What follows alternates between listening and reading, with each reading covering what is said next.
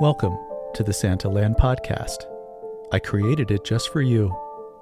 I'm your host, Tony Felice. In each episode, I'll read for 10 minutes from my book, and then we'll talk about what we just heard.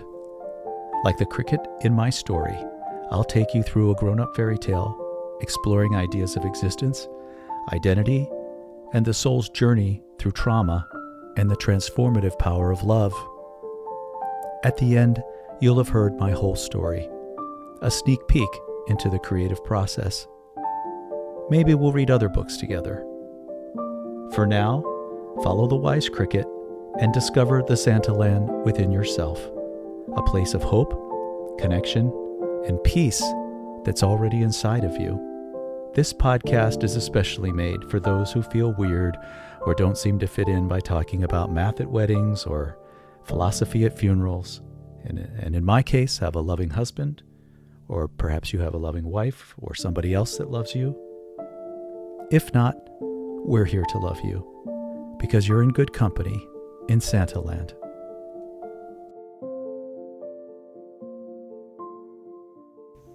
Okay, today we will be reading Chapter 7, entitled, No Teeth Needed to Say Goodbye.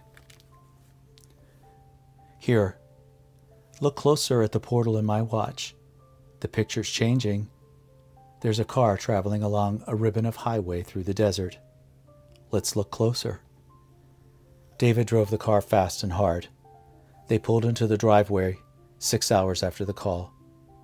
Tom had run to his mother's bedside, like all good boys do. A door, whisper quiet, open the curtain to that next horror. Hushed voices, darkness, a television in the distance, tension. Tom's brother and sister, exhausted from the week, ready for relief, were unwilling to let responsibility be handed off. He'd arrived expecting death, but he was surprised to find Wendy suddenly awake. In fact, they were all shocked. And she surprised everyone by asking to be moved to the living room. When she garbled, Tom seemed able to decipher it. No one else could. Her teeth had been pulled by a rogue dentist who, even though he'd been told that their mother was end-stage, insisted that it was, quote, best for her. Tom never thought of murdering anyone until he heard that testimony. He was furious that she'd been robbed of her dignity before dying. Wendy tried to communicate, half out of it. The words were indecipherable to all except for Tom. He could understand her, but didn't want to come across as taking over, so he simply said, "She wants to sit in the living room."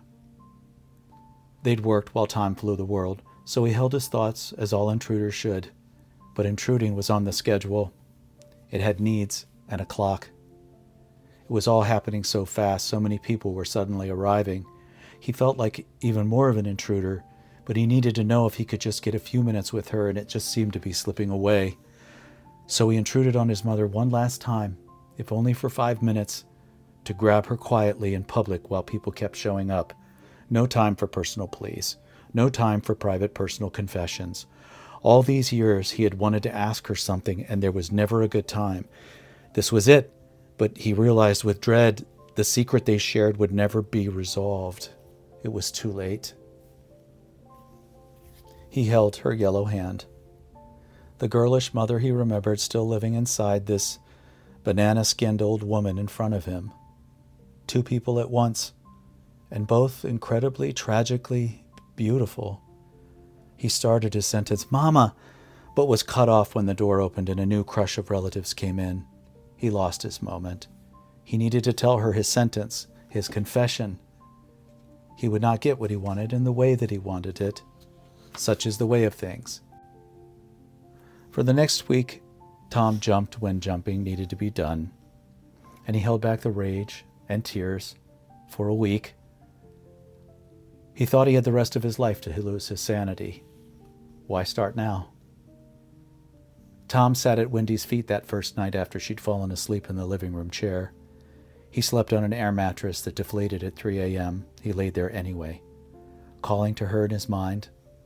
At 2 a.m., 3 a.m., and 7 a.m., they carried her to the restroom. The brutal intimacy of it was staggering. It bonded the siblings in a way that was inescapable. They shared her weight.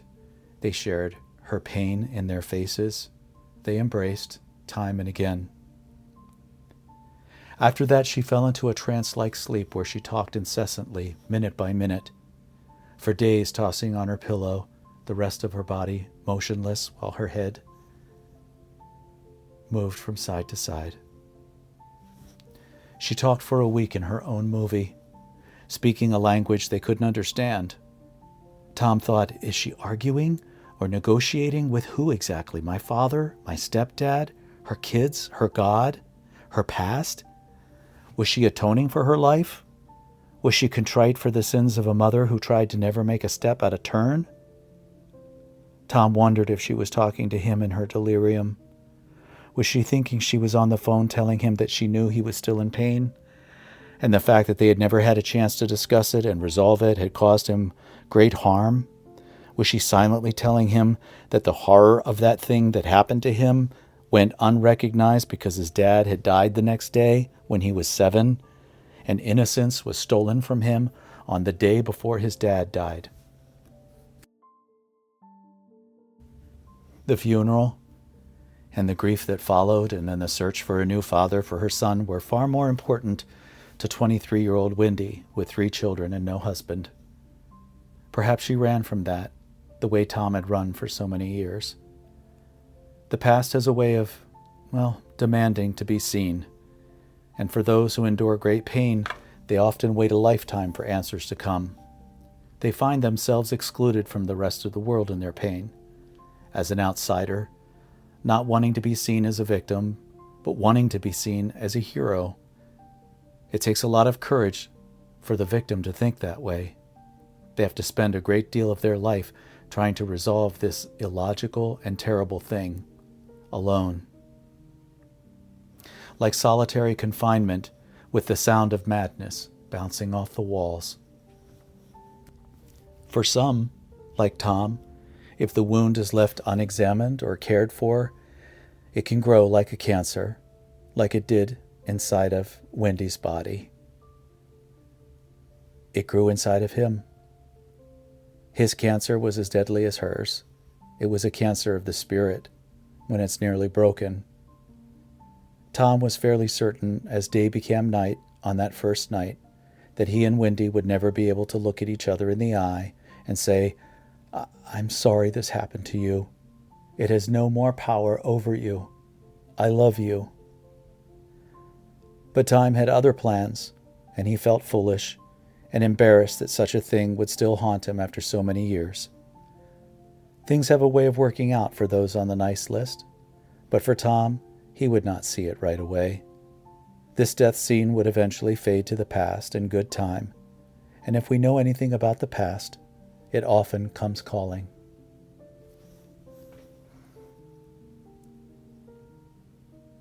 Okay, that's that was a difficult one. I have to detach myself emotionally. I think after 2 years, I'm kind of in a place where I can do that. And I'm not gonna reveal much more than that. What I am going to do is say thank you for listening and hearing this tale. And I hope you tune in for the next episode so you can find out what's going on with Tom and how he finds his way. So I hope these words mean something to you. And I hope that the story means something to you. And I'm very, very grateful for you to be here and to listen to me read my book out loud and tell my story. So until next time, God bless. Take care.